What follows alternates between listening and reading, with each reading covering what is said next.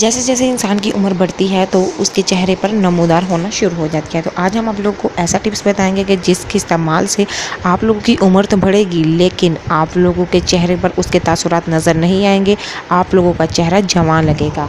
तो उसके लिए आप लोगों को जो टिप्स बता रहे हैं, किन्नू के छिलके की नाइट क्रीम बताना बता रहे हैं चिकनी जिल्द वालों के लिए।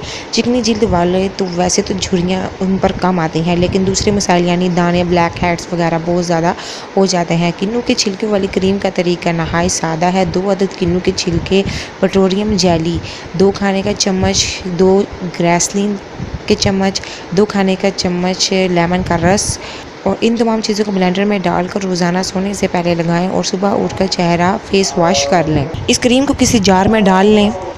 आप इसे 1 हफ्ते तक इस्तेमाल कर सकते हैं। 1 हफ्ते के बाद आप लोगों ने न्यू बनानी है।